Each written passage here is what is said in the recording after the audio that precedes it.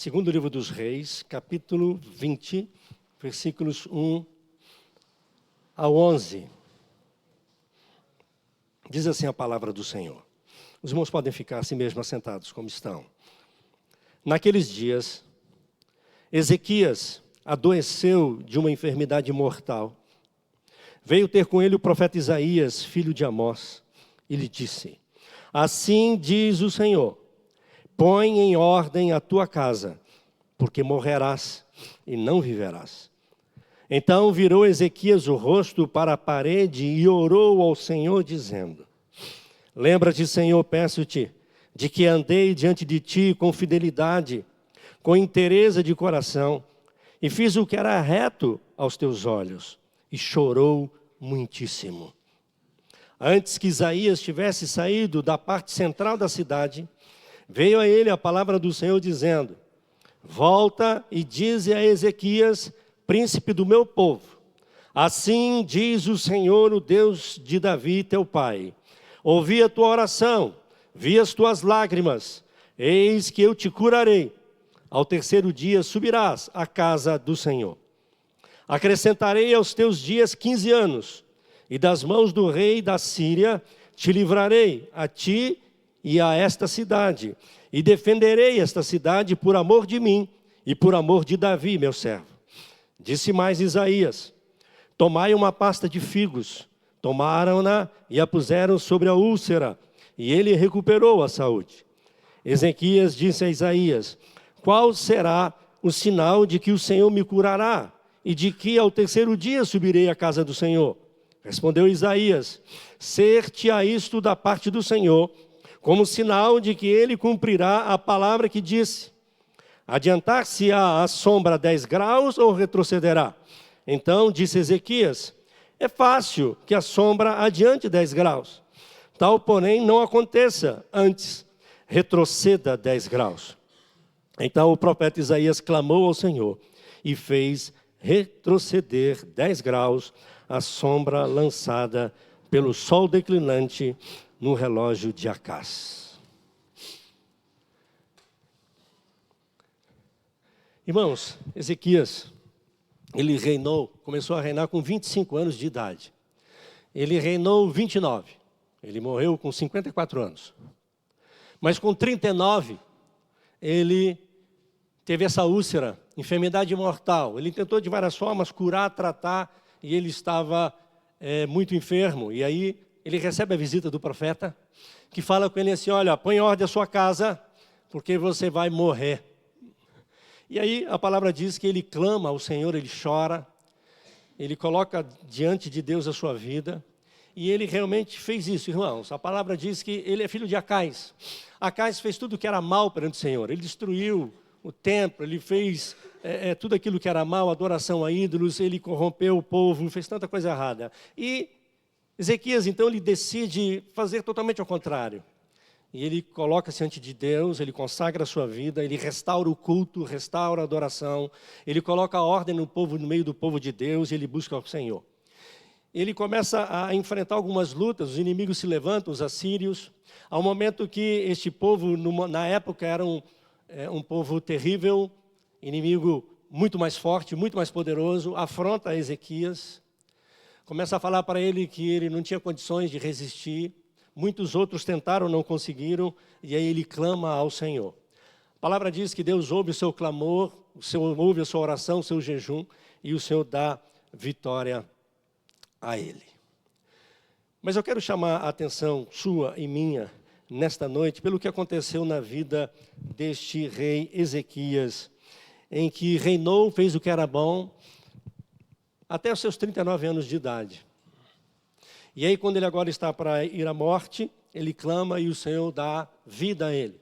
Providencia remédio, dá a ele a cura, né, desta úlcera, dá vitória contra os inimigos assírios, e isso torna notório aos outros povos e até povos longínquos, como, por exemplo, havia um grande e poderoso povo que se levantava, que era os babilônios, e eles mandam até uma comitiva para fazer uma visita a Ezequias. E a palavra diz que Ezequias, ele se alegra com isso, mas ele fica também soberbo, Ele começa a mostrar todo o seu poder, toda a sua glória, toda a sua conquista, toda a sua riqueza, e ele mostra tudo ao povo babilônio, né? Aquela comitiva que o visita. E isto não agrada ao Senhor. Né? Se você der uma olhada, por exemplo, lá no 2 Crônicas, no capítulo 32, segundo livro das Crônicas, capítulo número 32, é um texto paralelo, diz a palavra, versículo 24. Naqueles dias adoeceu Ezequias mortalmente. Então orou ao Senhor, que lhe falou e lhe deu um sinal. Mas não correspondeu Ezequias aos benefícios que lhe foram feitos, pois o seu coração se exaltou, pelo que houve ira contra ele e contra Judá e Jerusalém. E é interessante, irmãos, voltando ao 2 Reis, capítulo de número 20, segundo livro dos Reis, capítulo 20, no mesmo capítulo que nós acabamos de ler. Agora, do versículo 12 ao 19, né, mostra o que eu falei para os irmãos. Nesse tempo, Merodach Baladã, filho de Baladã, rei da Babilônia, enviou cartas e um presente a Ezequias, porque soube que estivera doente. Ezequias se agradou dos mensageiros e lhe mostrou toda a casa do seu tesouro, a prata, o ouro, as especiarias, os óleos finos, o seu arsenal e tudo quanto se achava nos seus tesouros. Nenhuma coisa houve, nem em sua casa, nem em todo o seu domínio, que Ezequias não lhes mostrasse. Então Isaías, o profeta, veio ao rei Ezequias e disse: que foi que aqueles homens disseram e de onde vieram a ti? Respondeu Ezequias: de uma terra longínqua, vieram da Babilônia. Perguntou ele: que viram em tua casa? Respondeu Ezequias: viram tudo quanto há em minha casa, coisa nenhuma há nos meus tesouros que eu não lhes mostrasse. Sua grandeza, seu poder, suas conquistas, suas riquezas, o coração dele estava soberbo. Então disse Isaías a Ezequias: ouve a palavra do Senhor. Eis que virão dias em que tudo quanto houver em tua casa, com o que entesouraram teus pais até o dia de hoje, será levado para a Babilônia. Não ficará coisa alguma, disse o Senhor. Dos teus próprios filhos que tu gerares, tomarão para que sejam eunucos no palácio do rei da Babilônia. Então disse Ezequias a Isaías: boa é a palavra do Senhor que disseste. Pois pensava: haverá paz e segurança em meus dias. Coisa terrível, né, irmãos? Que tristeza. Porque hoje é a realidade de muitos irmãos. Como assim boa palavra? O profeta vem e fala assim: ó, porque ensoberbeceu o teu coração, seus filhos serão levados cativos, tudo vai ser levado, e não só isso, serão castrados, a sua linhagem vai terminar, acabou a sua geração. E ele fala boa palavra, e diz o texto: porque pensava, nos meus dias vai tudo bem. Ou seja, não tem nem aí para o futuro. Isso vai acontecer depois que eu morrer. Perdoa a minha expressão. Que se exploda meus futuros. Não é? Não estou nem aí. Olha só o pensamento deste moço. Não estou nem aí pelos meus netos, pelos meus bisnetos. Estou nem aí. Mas o pior, irmãos, que não foi só isso. Ele não obedeceu o Senhor quando o Senhor disse: põe ordem em tua casa. Esta ordem na casa dele não é nas coisas materiais, era na sua vida espiritual e familiar. Como eu disse, irmãos, ele começou a reinar, Ezequias, com 25 anos. Com 39, ele fica doente, e ele está para morrer. Recebe a visita do profeta, que ministra bênção sobre a vida dele, porque ele clamou, ele orou e ele chorou. A palavra diz, irmãos, lá no capítulo de 2 Reis, logo um pouquinho na frente, aí no capítulo 21, que Manassés, seu filho, Depois da morte dele, vejam bem, com 39 ele foi curado. Com 54 ele morreu. Porque Deus deu mais 15 anos para ele. E quando ele morre, quem que assume o reinado? Seu filho, Manassés, o mais perverso, o pior rei de Judá. Foi o pior. Fez tudo que é mal, quebrou tudo que era de adoração, ele profanou. Ele começou a adorar os astros, a adorar a estrela. Ele começou a buscar feitiçaria, bruxaria. Ele começou a fazer tudo de errado. É só você ler o texto. E quantos anos tinha Manassés quando começou a reinar? 12 anos. Presta atenção, irmãos. Com 39 ele é curado. 3 anos depois ele tem Manassés. Esse pai vive 12 anos com seu filho. Ele falhou. Ele não ensinou. Ele não preparou o seu menino para reinar. Ele não preparou o seu menino para continuar o seu reinado na presença de Deus. Ele não deixou nenhum legado espiritual. É triste, irmãos, e hoje não é diferente no mundo que estamos vivendo, hedonista, onde os homens são egoístas, se preocupam apenas com os bens materiais, preocupam-se apenas consigo mesmo. Onde muitos pais se preocupam em dar boa educação, bom ensino, condições financeiras, boa faculdade, boa disso, bom daquilo, mas não ensinam princípios de Deus. Não ensinam a palavra, não ensinam o temor do Senhor, não dão exemplo de vida piedosa, não andam na presença do Senhor, não dão um bom testemunho para os seus filhos. Eu disse aqui certa feita para os irmãos que eu li essa frase e eu não lembro quem disse, e eu concordo e assino embaixo. Você, pai, que dá tudo para o seu filho, que capacita, que ensina, que dá dinheiro, que dá faculdade, que dá boa formação, que dá tudo, mas você não deixa um legado espiritual, uma vida piedosa, você falhou com a sua família e com o seu filho. Não é assim, irmãos, muitas vezes nos dias de hoje? Os pais estão muito preocupados, envolvidos com as coisas deste mundo e esquecem de ensinar o temor do Senhor, a palavra de Deus. Como somos exortados desde lá de Deuteronômio capítulo 6, né, quando o Senhor usa o Moisés para falar com o povo: ei, Israel, o teu Deus é o único Deus, só Ele adorarás, só Ele servirás.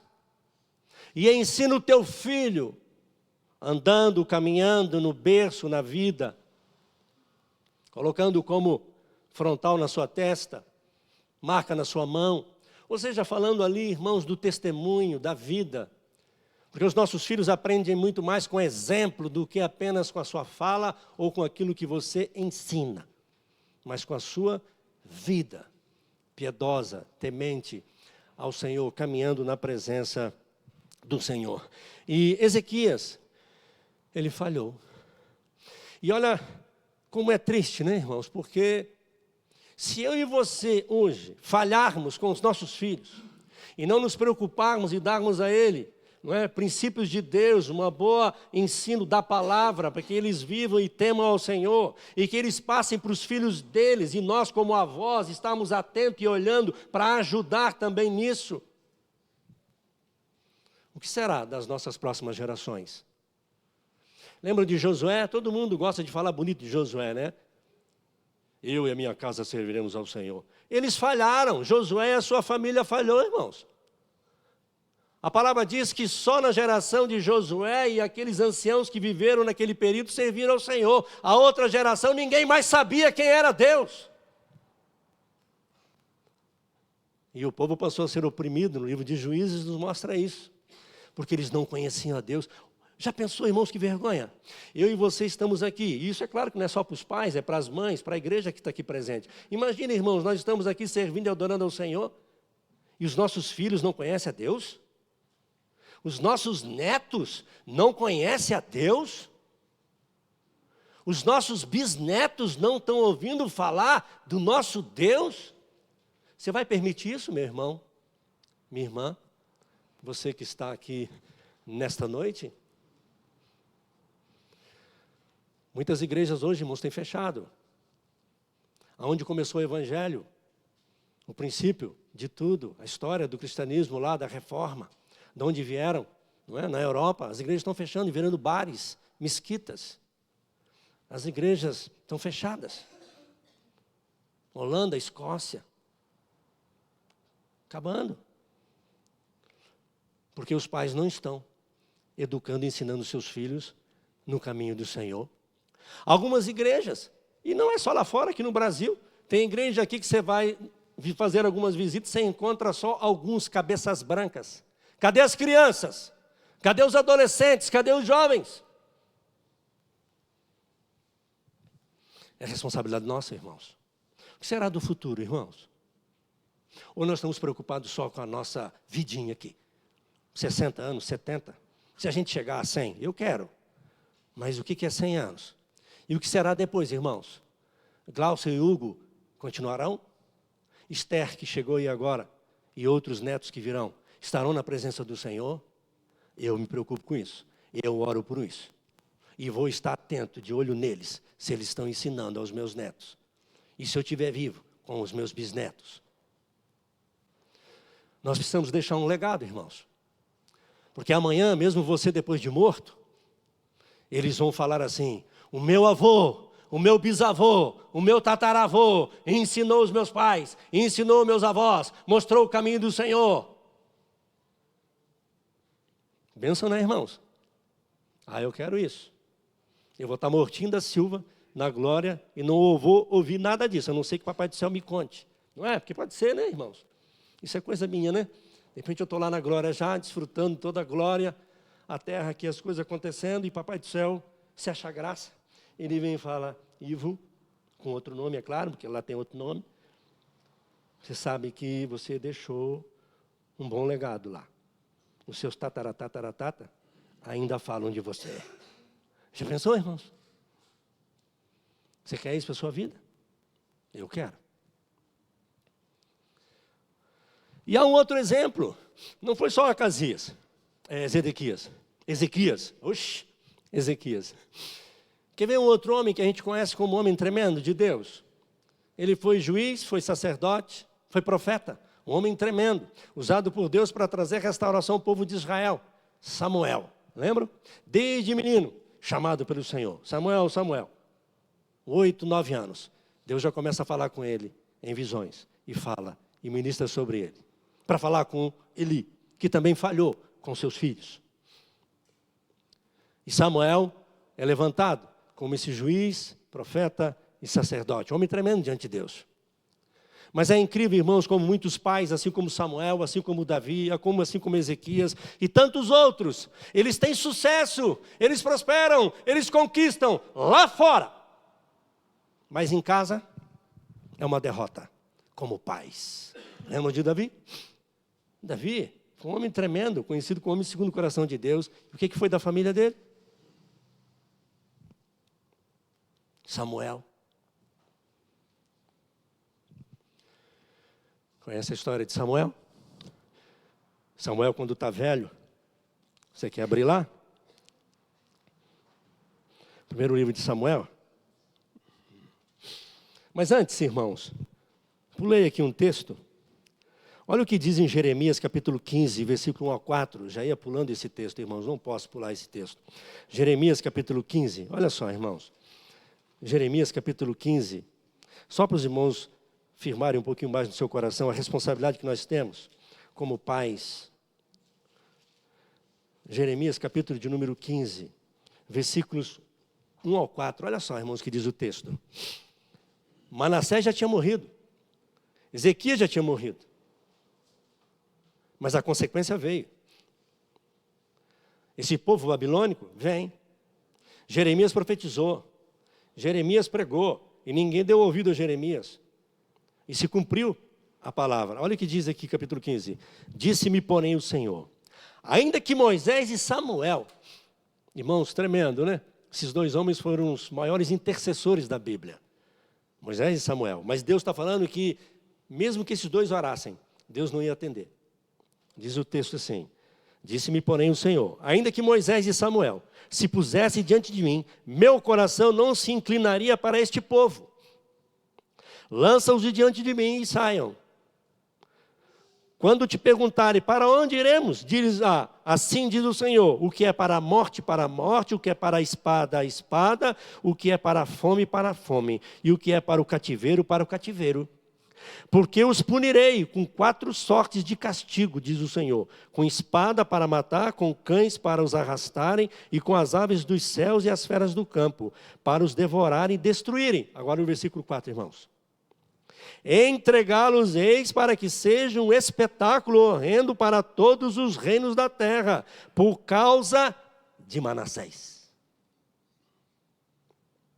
filho de Ezequias, rei de Judá, por tudo quanto fez em Jerusalém. Já pensou, irmãos, um filho mal educado, mal ensinado por nós, que vai gerar agora netos longe e distantes do Senhor? O que eles vão fazer? Trazer destruição, trazer problemas para uma nação. Já pensou, irmãos? Responsabilidade que temos, irmãos. Não podemos pensar só na nossa vida até os 70 anos. Temos que pensar nas outras gerações. Nossos filhos, nossos netos, nossos bisnetos, para que sejam crianças, homens, mulheres, meninos, que temam ao Senhor, que conheçam o nosso Deus, irmãos. Nós precisamos atentar para isso. E como eu dizia, Samuel, da mesma forma. O texto diz que Samuel, quando ele fica velho, olha o texto aí de 1 Samuel que eu falei com os irmãos, capítulo 12, primeiro livro de Samuel, capítulo 12. Samuel fica velho, tem que fazer uma transição, alguém tem que substituí-lo. Olha só, 1 Samuel 12, versículo 2. Agora, pois, eis que tendes o rei à vossa frente. Já envelheci, estou cheio de cães, e meus filhos estão convosco. O meu procedimento esteve diante de vós desde a minha mocidade até o de hoje. Samuel falando. Eis-me aqui, testemunhai contra mim perante o Senhor e perante o seu ungido. De quem tomei o boi? De quem tomei o jumento? A quem defraudei? A quem oprimi? Das mãos de quem aceitei suborno, para encobrir com ele os meus olhos? E vou-lo restituirei. Então responderam: em nada nos defraudaste, nem nos oprimiste, nem tomaste coisa alguma das mãos de ninguém. E ele lhes disse: o Senhor é testemunha contra vós outros, e o seu ungido é hoje testemunha de que nada tendes achado nas minhas mãos. E o povo confirmou: Deus é testemunha. Agora, volta no 1 Samuel capítulo 8. 1 Samuel capítulo 8, versículo 1 ao 5 também. Tendo Samuel envelhecido, constituiu seus filhos por juízes sobre Israel. Primeira coisa que já aconteceu aqui, Samuel fez que não devia ter feito. Não era competência dele. Quem institui é Deus. Ele já começou, como é que usa o termo nepotismo, já naquela época. Não é? E aí, o primogênito chamava-se Joel, e o segundo, Abias, e foram juízes em Beceba. Porém, seus filhos não andaram pelos caminhos dele. Antes se inclinaram à avareza e aceitaram subornos e perverteram o direito. Tudo o contrário de Samuel. Então os anciãos, todos de Israel, se congregaram e vieram a Samuel a Ramá. E disseram: vê, já estás velho, e teus filhos não andam pelos teus caminhos. Constitui-nos, pois, agora um rei sobre nós, para que nos governe, como tem todas as nações. Samuel, você está velho, você está morrendo. Se você tivesse mais uns 40 anos de vida aí, você continuaria sendo o nosso juiz, o nosso sacerdote, o nosso profeta. Mas como você está morrendo e os teus filhos nem pensar, em ser juiz para nós. Queremos um rei. Eles precipitaram do povo trocar a teocracia, um governo de Deus, por um governo humano. Porque Samuel falhou na educação de seus filhos. Nós precisamos, irmãos, colocarmos a nossa vida diante do Senhor, na responsabilidade que temos como pais. E é claro, mamãe também ajuda, não é? Mas é responsabilidade dos pais. Ensinar, orientar. É só você ler lá em Efésios e Colossenses, quando fala dos filhos honrarem os pais e dos pais disciplinarem, ensinarem e admoestarem os seus filhos. Admoestar é confrontar, confrontar com a palavra. Chamar a atenção, orientar. Talvez se for preciso uma boa palmada, serve sim. E hoje, é triste, né, irmãos? Hoje a gente vê que tem criança de 3 anos que manda no pai. 3, 5 anos, 6, estão mandando nos pais. Já viram isso? Não tem disciplina, não tem correção. E com isso provocando a ira dos filhos, né? Porque quando você não educa, não repreende, não corrige e não faz essas coisas, você está irritando os seus filhos. Fazendo com que eles realmente se afastem de Deus e de você. E depois ainda vai te culpar. Porque você não está fazendo o seu papel como pai.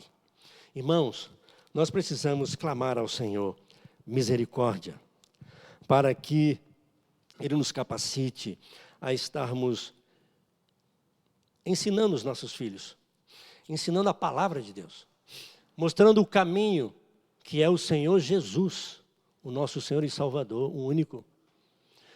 Mas não só com palavras, com exemplo, com vida, não é? Com integridade, com inteireza, a nossa vida no Senhor, apesar de nós, irmãos. Porque os nossos filhos, né, eles olham para nós, irmãos, e eles enxergam também as nossas falhas, as nossas fraquezas. Mas eles enxergam também em nós a nossa integridade, a nossa verdade, o nosso compromisso, a nossa entrega, o nosso reconhecimento de erros e falhas e o nosso desejo, comprometimento em acertar. Por isso que aí eles acabam fazendo o que o Henrique fez, agradecendo até quando os nossos pais falharam. Ah, irmãos, quantas varadas eu levei. Sabe daquelas varas de vime que alcança lá no portão? Quando eu fazia as peripécias que fazia e eu tentava fugir da minha mãe, a minha mãe pegava aquela varinha já guardada, porque ela fazia muitos cestos na época, com essas varas de vime, cesto, balaio, não é? E quantas vezes merecia, né? A minha mãe tentava me pegar e o menino foge, né? O garoto foge, ele consegue escapar da mãe às vezes, né? Mas aí ela pegava a vara atrás da porta assim, daqui lá onde está o Bruno, ela alcançava. Flap! Né? Ficava só a marquinha. Algumas vezes levei algumas varadas e eu falava assim, meu Deus, estou apanhando por quê? Às vezes nem merecia. Mas aí às vezes compensava aquelas que eu merecia e essa fé. Na ignorância, minha mãe aprendeu a escrever e a ler com mais de 70 anos. Você não vai saber o que é isso. Aqui não tem ninguém que vai saber o que é o Mobral na época. Tem alguém que sabe o que é Mobral aqui? Você está se revelando. Mobral.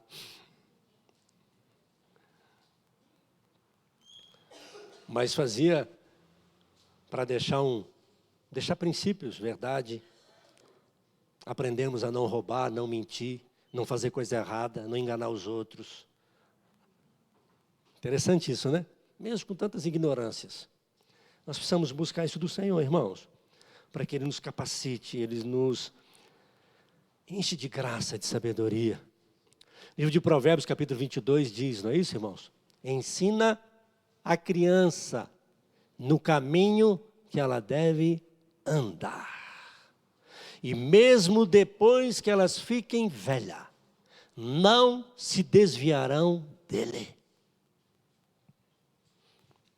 Ensina a criança no caminho que ela deve andar.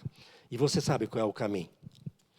E é interessante, como eu já citei aqui Deuteronômio, é ensinar o caminho no caminho. Não é mandar para a igreja, não é entregar para os outros levarem, não é deixar lá na escolinha, né? Não é levar, é você junto. As crianças precisam ver você, pai. As crianças precisam ver você, mãe, dando glória a Deus, levantando as suas mãos ao céu em adoração. Precisa ver você, pai, mãe, chorando, intercedendo, clamando, quem sabe, por algumas coisas. Precisa ver você com seu coração quebrantado. Precisa ver você que busca o Senhor e ama a Deus de verdade. As crianças percebem, elas ficam assim, olhando. Observa como que você reage quando você é enganado, quando mentiram contra você, quando roubaram de você, quando traíram você. Ela observa e vê como que você age, como homem e mulher que é de Deus. Você não age igual aos outros. É diferente, porque há temor do Senhor no nosso coração. E às vezes, irmãos, por amor aos nossos filhos, aos nossos netos, bisnetos, irmãos, a gente engole ou não engole sapo? Engole, claro que engole. A gente engole sapo, engole elefante, ele engole qualquer coisa, por amor aos nossos filhos, não é? Porque nós queremos que eles cresçam aprendendo do Senhor.